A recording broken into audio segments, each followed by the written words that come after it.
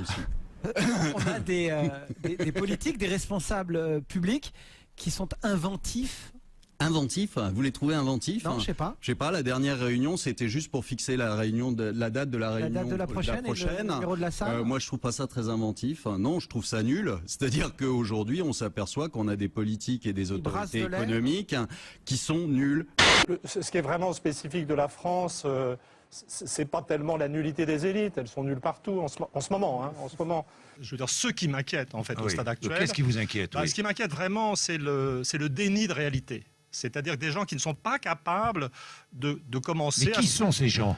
C'est des gens qui sont là aux commandes, c'est un mélange, c'est une sorte d'oligarchie très complexe. Ce qui s'est passé dans les 20 dernières années, c'est la montée en puissance d'une caste de super riches, mettons les 1% les plus riches de la population, je veux dire, qui s'appuient sur une idéologie dominante, ultralibérale, qui sont aux commandes des banques, de l'État, des agences de notation. Qui ont mis la main sur les États?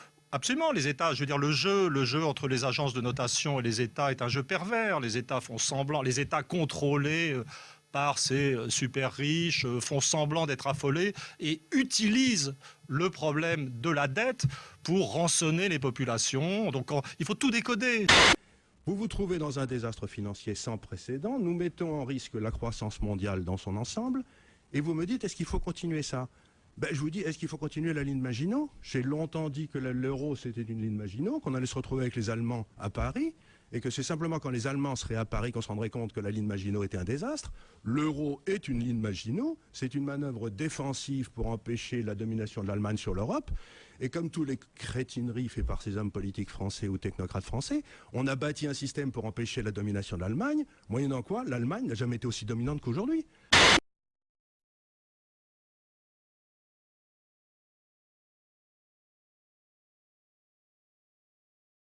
Maintenant que la crise, telle que je peux montrer des vidéos de moi qui remontent à il y a 3 ans, je ne suis pas un expert économique, et j'ai dit voilà, le renflouement de la crise de 2008 va amener un rebond aggravé, puisqu'ils ont fait tout ce qu'il fallait faire, c'est-à-dire à l'époque on n'était pas 36 à le dire.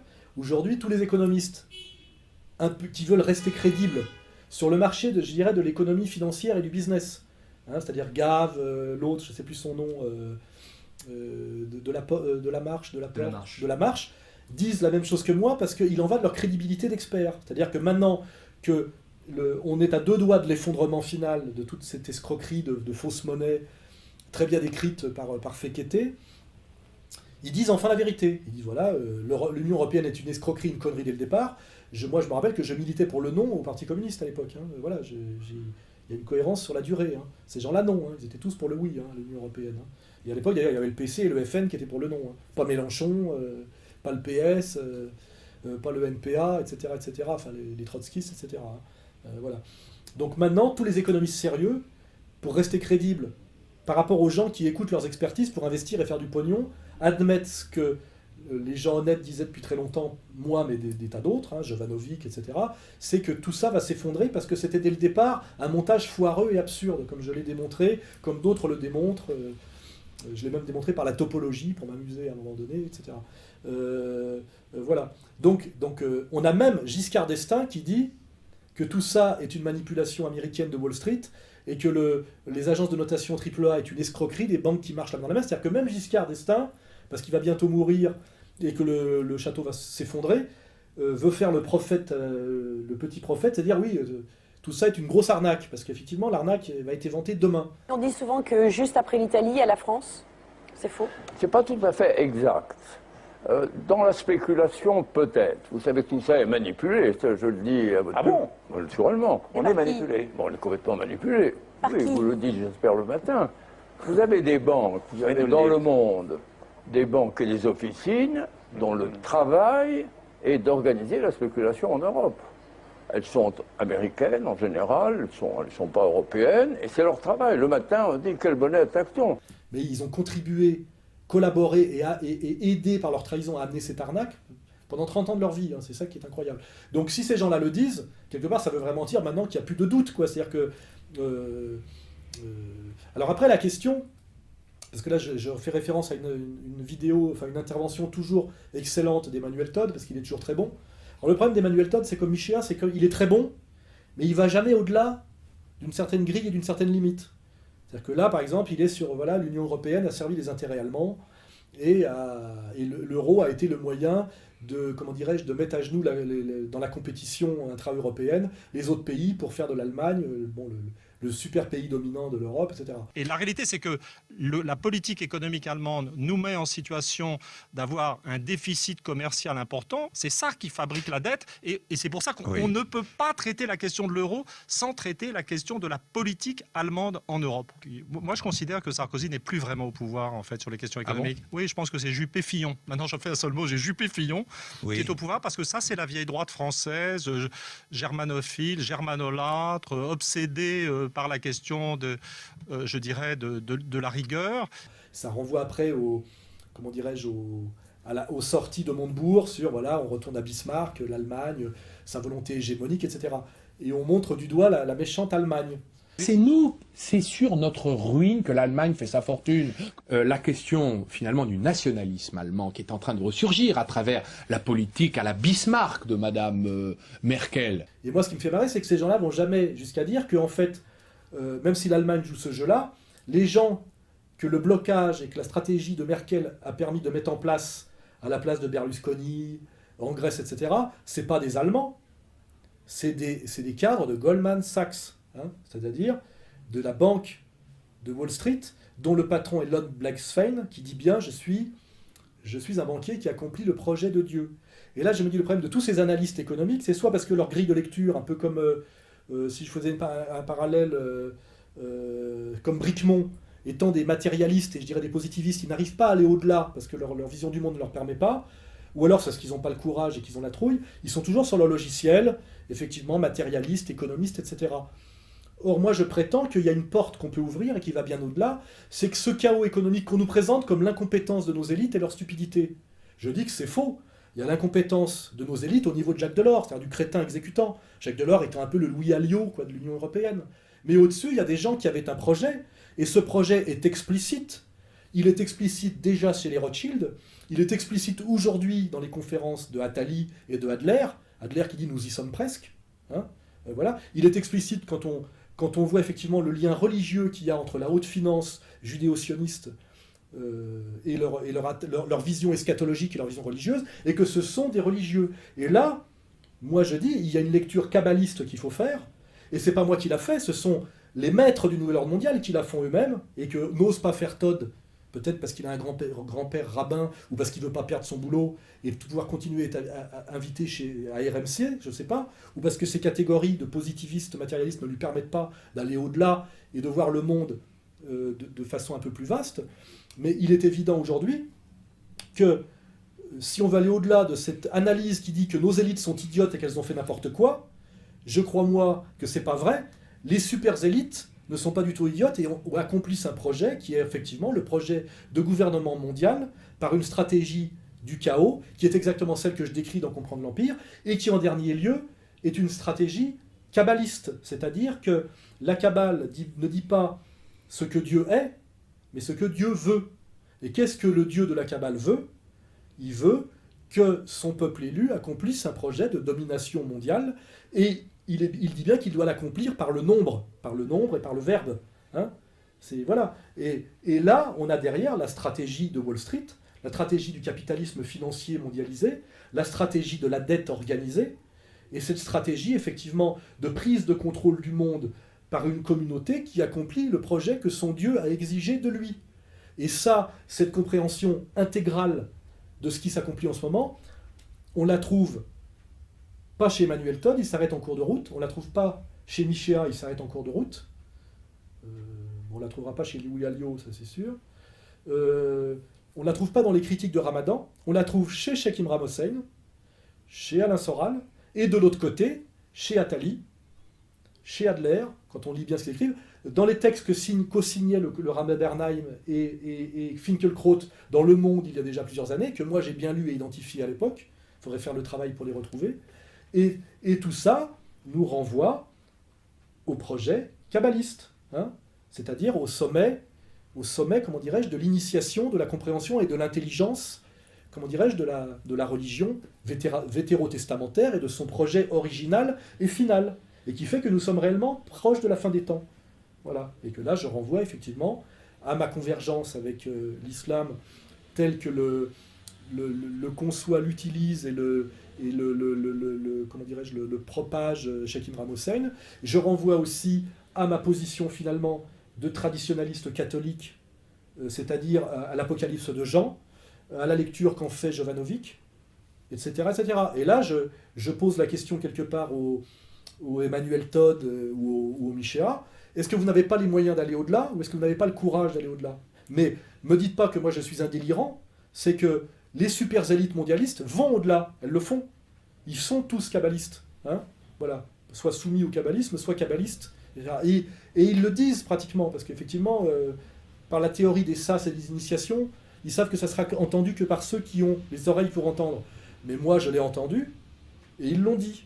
Voilà, c'est clair. Et je dis aujourd'hui, la clé de compréhension de cette crise, qui ne nous dit pas cette crise est un chaos qui prouve l'incohérence et la stupidité de nos élites, mais qui nous dit nos super élites sont au contraire très rigoureuses, très intelligentes dans leur stratégie, ce qui nous donne la clé et qui fait que ce monde a en réalité un sens, n'est pas un chaos, mais finalement un monde qui, selon la Kabbale, est un monde où règnent les nombres, avec un sens mystico-ésotérique absolument clair, c'est-à-dire qu'il est tout sauf chaotique pour ces gens-là, il s'accomplit impeccablement, et cette clé de lecture, c'est la Kabbale. Voilà, donc intéressez-vous à ce que dit, ce que veut, comment fonctionne la Kabbale. Il y a des vidéos sur Internet, allez-y, etc.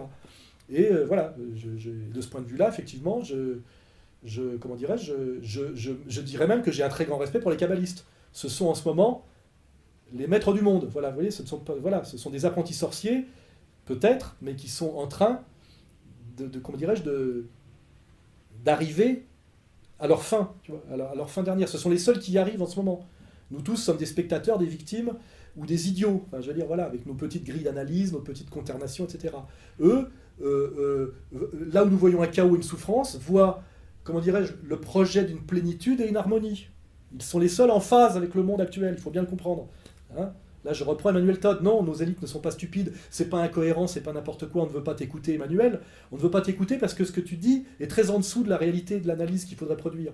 Les kabbalistes, eux, regardent l'avenir avec un sourire et voilà, et un regard éclairé et lumineux. Je le sais, je l'ai vu. Voilà. Et c'est pour ça qu'en dernière instance, je dis, je ne suis pas un religieux, mais je suis un mystique. C'est clair, parce que je vois ça. Je vois, je le comprends. Je le ressens, je l'intuitionne, je l'analyse et je le découvre.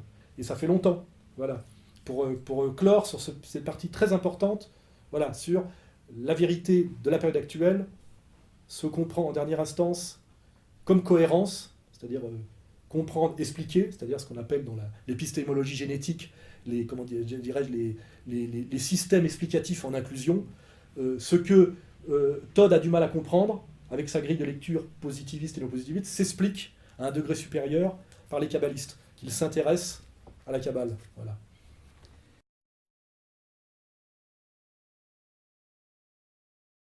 Mais quand les démocraties s'endettent, il faut en payer le prix, c'est-à-dire il faut rembourser. Il faut rembourser. Et on a beau manifester, la dette, elle est là, on l'a faite de façon démocratique, si on veut bien croire. Il faut la rembourser. Par des erreurs passées, par des erreurs originelles. Des erreurs originales que les peuples portent, parce que démocratiquement, ils ont élu et ou réélu les gens qui ont augmenté cette dette. Il fait son boulot, comme Bernard Arnault fait son boulot. Eux, ils sont bien des pions de cet être collectif qu'il faut comprendre comme un être collectif, exactement comme on admettait qu'il y avait, la bourgeoisie était une classe et une logique de classe. On ne disait pas que c'était une addition de bourgeois. Le bourgeois individuellement, je vais reprendre l'exemple de Louis Alliot, est bien trop con pour comprendre le génie de la bourgeoisie. Mais le génie de la bourgeoisie s'accomplit historiquement, collectivement. Exactement comme la fourmi fait n'importe quoi individuellement, mais quand tu prends du recul, la fourmilière, elle, est d'une intelligence implacable.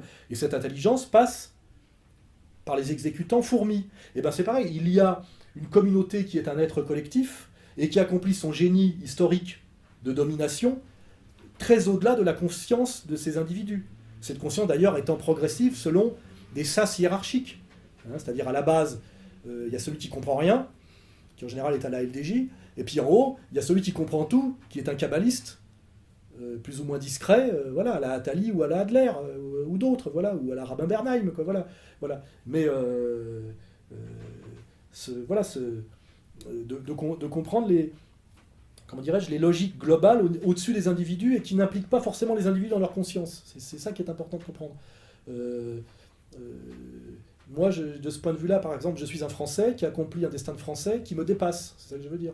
C'est même l'idée du choix individuel, personnel, cette petite vision médiocre, n'existe pas dans la réalité anthropologique que comprend bien d'ailleurs la tradition ou la sociologie réellement fine.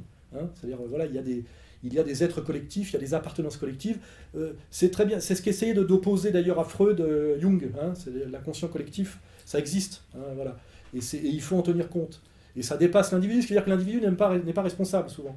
Ça le dépasse. Mais il n'empêche malgré lui, il accomplit cette chose. Voilà. Oui, donc Attali, en tant que membre d'élite d'une communauté organisée qui a un projet, fait son boulot. Il dit les peuples doivent payer la dette parce qu'ils sont responsables, puisqu'ils ont élu démocratiquement des gens, donc ils sont responsables. Il fait son sale boulot d'usurier qui vient chercher le pognon. Ça rappelle un peu la situation de la Pologne de l'époque féodale, vous voyez. Et BHL fait son sale boulot quand il pacifie de manière absurde, quelque part, selon les critères de Todd ou des droits de l'homiste, qu'il pacifie de manière absurde la Libye. Il le fait, il l'a bien dit à l'espèce de cérémonie du CRIF qui avance de plus en plus démasquée à mesure que se rapproche effectivement la promesse kabbaliste. Il dit bien, j'ai accompli ce projet de mise à mort de Kadhafi, de destruction de la Libye, en tant que juif, et pour Israël. Il l'a bien dit. Ça veut bien dire ce que ça veut dire. Vous avez dit à ce propos, il y a quelques jours, que vous vous étiez engagé en Libye en tant que juif, et que si vous n'aviez pas été juif, vous ne l'auriez probablement pas fait. Qu'est-ce que vous voulez dire ? Je n'ai pas dit ça tout à fait comme cela. Ça a été tiré de son contexte. J'ai dit devant une assemblée du CRIF, devant une assemblée des institutions représentatives juives en France. Voilà, je leur ai dit que l'universalisme et l'humanisme juif tel qu'il les a façonnés et tel qu'il m'a façonné aussi commandaient de se porter au secours de ces révolutions arabes. Dernière question, on sait que vous êtes très attaché à l'État d'Israël, à sa survie, à son existence et à sa vie dans la paix. Est-ce que ces bouleversements dans les révolutions arabes, et notamment en Libye, ne menacent pas la stabilité de l'État d'Israël ? Attendez, je suis plus que très attaché, je suis inconditionnellement attaché à Israël. Je suis un ami inconditionnel d'Israël. Et c'est à ce titre que je vous dis qu'au contraire, ces printemps arabes, je pense que c'est bon pour Israël. Ce qui est incroyable, quand je parle là de malheureusement d'être collectif, c'est que ce juif usurier et ce juif menteur, manipulateur et fauteur de guerre, parce que c'est la réalité de ce qu'est Henri Lévy, et c'est ce qu'est la réalité de la fonction objectivement que revendique Attali, sont en train d'incarner des personnages au cœur même de l'antisémitisme éternel. Et est-ce que ces gens-là se rendent compte, quand ils font ça, des dégâts qu'ils peuvent provoquer sur la remontée de l'antisémitisme et des incidences que ça peut avoir sur ce que j'appelle les juifs du quotidien et le petit peuple juif, qui n'a même pas conscience de tout ça. C'est-à-dire que je pense que des Attali, des Bernard-Henri Lévy, des Adler, etc., en ce moment, font un énorme travail pour la remontée de l'antisémitisme, car ils incarnent de manière obscène et comment dirais-je, et incontournable les caricatures juives telles que les antisémites les ont toujours montrées. Le menteur, manipulateur, fauteur de guerre et l'usurier. Voilà. Il faut prendre. Et j'aimerais bien que les juifs du quotidien, les juifs qui sont juifs culturellement par hasard ou dans un autre projet, disent bien nous n'avons rien à voir avec ces gens-là et qu'ils ont conscience que ces gens-là, à terme, les envoient au casse-pipe, que ce sont leurs pires ennemis. J'aimerais bien que la communauté juive qui nous a donné Karl Marx, qui nous a appris la réalité des antagonismes de classe, malgré notamment les appartenances à un même peuple, intègre finalement ce concept qu'ils n'ont finalement jamais intégré à cause de leur tribalisme, qui est les antagonismes de classe à l'intérieur d'une même communauté. Je pense que Attali, Bernard-Henri Lévy sont les ennemis, les pires ennemis de la communauté juive de base. Ce sont leurs pires ennemis. Malheureusement, la communauté juive de base, ou les élites même d'ailleurs conscientes juives, comme des Ronnie Broman, n'osent pas aller suffisamment loin dans la critique de ces gens-là, en montrant qu'ils le font par tribalisme et au nom du projet de domination juif, parce qu'ils n'osent jamais aller jusque-là, soit parce qu'ils ont quand même un reste de solidarité tribale, soit parce qu'ils ont peur de ce qu'on appelle finalement les tribunaux rabbiniques, c'est-à-dire du châtiment que subit un membre de la communauté qui finalement se comporte en honnête homme, c'est-à-dire dit la vérité au-delà de l'intérêt et de la solidarité tribale.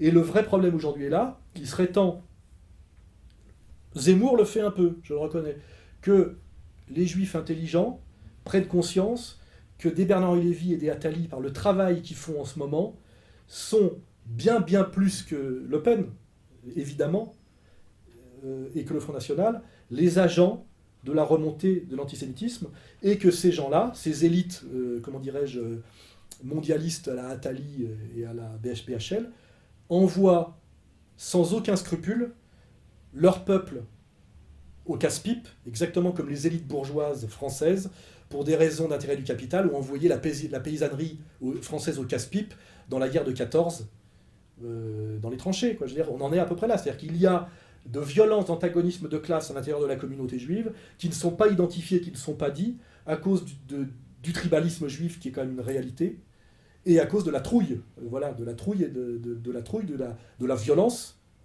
communautaire qui existe. Car il ne faut pas oublier qu'un juif qui se révolte contre sa communauté et qui dit la vérité, le bien et l'universel par rapport à l'intérêt tribal bien compris, est châtié par sa communauté.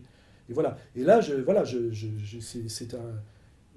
Comment dirais-je, c'est plus qu'un risque que je prends. Je dis voilà, il serait temps, effectivement, que des juifs universalistes, intelligents, et même ayant la conscience de l'intérêt supérieur de leur communauté comme masse, et non pas des élites communautaires qui envoient au casse-pipe leur base pour rebondir éternellement, hein, parce que ça s'est vérifié dans l'histoire, disent bien qu'il faudrait que Attali arrête d'incarner jusqu'à Lali l'usurier juif dans toute son obscénité antisémite, et que Bernard Lévy arrête d'incarner le juif menteur et fauteur de guerre dans toute sa caricature et son obscénité antisémite. Parce que malheureusement, c'est très difficile après de lutter contre la remontée de l'antisémitisme, hein, évidemment. Et le problème de ce point de vue-là n'est sûrement pas ni Le Pen père, ni même Marine Le Pen. Hein. La cause première de la remontée réelle de l'antisémitisme aujourd'hui, qui a amené d'ailleurs de la colère d'un Dieudonné, est évidemment à chercher du côté de Bernard-Henri Lévy et pas de Jean-Marie Le Pen. C'est une certitude. C'est honnête de dire ça, et c'est une fois de plus une position égalité-réconciliation.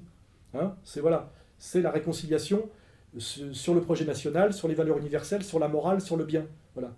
On n'est pas obligé d'être solidaire de salopard de sa communauté. Vous voyez ? Un Allemand n'est pas obligé d'être solidaire d'Hitler, un Juif n'est pas obligé d'être solidaire de Bernard-Henri Lévy ou de Attali. Et d'ailleurs, l'autre jour, j'entendais un con qui disait que Bobby Fischer était forcément fou parce qu'il avait critiqué les élites juives mondiales et qu'il était forcément fou parce qu'il était lui-même juif de père et de mère. The Jews totally control the U.S. The U.S. government is a facade. There is no U.S. government as people think of it. It's just a puppet in the Jews' hand. It's a plaything for the Jews. And now, it used to be the Jews were sort of hiding in the background a little bit, but under the Clinton administration, they've come right out in the open. They've got all the top positions openly now. Eh bien, on peut être juif de père et de mère et critiquer la stratégie de domination des élites juives mondiales, comme on peut être allemand de père et de mère et critiquer la saloperie nationale-socialiste d'Hitler. Donc quand un juif fait cette remarque, c'était un juif qui faisait un truc, ça veut dire qu'en gros, le tribalisme, la solidarité tribale est la règle. Un type qui fait passer la vérité et la morale universelle au-dessus de la solidarité tribale, pour un juif moyen est un fou. Non, c'est pas un fou, c'est un honnête homme. Il serait temps que ces catégories soient intégrées par les gens qui prétendent toute la journée nous donner quand même des leçons de droits de l'homme et de démocratie. Puisque cette communauté, par ailleurs, est très haut placée dans ces catégories et dans ces instances-là. Sinon, forcément, il y a une contradiction violente qui s'exacerbe et qui, à un moment donné, selon la loi hegelienne de l'histoire, pètera d'une manière ou d'une autre. Hein, voilà. Alors, je sais très bien que les Attali et les BHL qui le savent, ils ont déjà trouvé le bouc émissaire, c'est le musulman. Hein. Et ils ont en plus comme alliés là-dedans le Qatar, l'Arabie Saoudite, ceux qu'ils ont mis en place en Libye, etc. Enfin voilà, c'est cette tragédie et cette complexité du monde qui fait que malheureusement, les tapins, les idiots utiles, il y a le diable et ses diablotins, et voilà, c'est pour ça que la situation est complexe, dangereuse, et qu'en ce moment d'ailleurs je ne subis aucune attaque des sionistes, hein.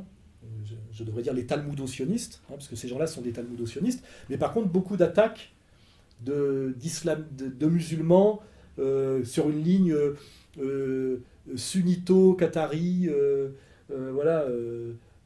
c'est pas un hasard, c'est le diable sait, comment dirais-je, me fouetter avec un très long fouet, exactement comme on ne doit dîner avec lui qu'avec une très longue cuillère, hein, Mais je ne suis pas dupe, et je pense que mon analyse est vraie. Et ma catégorie, en dernière instance, c'est la vérité. Je pense que, voilà, s'il y a une catégorie que j'essaye d'incarner et qui transcende tout, c'est le plaisir auquel je sacrifie pratiquement tout, de dire la vérité. Voilà. Je pense que là, je viens de dire la vérité sur cette question éminemment dangereuse qui fait péter de trouille tout le monde. Voilà.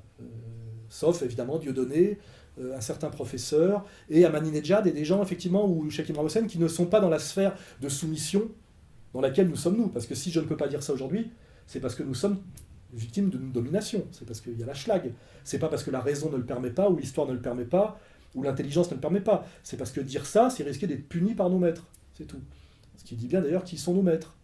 Et pourquoi Marine Le Pen, pour avoir le droit d'avoir le tampon républicain pour se présenter aux élections républicaines, doit passer par M. Prasquier et Le Crif, qui sont quand même pas tout à fait, normalement, si on comprend ce que c'est que la démocratie et l'universalisme républicain, les gens, normalement, qui ont la meilleure, comment dirais-je, le meilleur logiciel et le meilleur positionnement pour donner non seulement des leçons, mais des brevets de républicanisme. Nous sommes dans un monde totalement inversé et satanique, qui soit est absurde pour Emmanuel Todd s'il se pose cette question, mais d'ailleurs il préfère l'éviter, et être sur la diabolisation de l'Allemagne.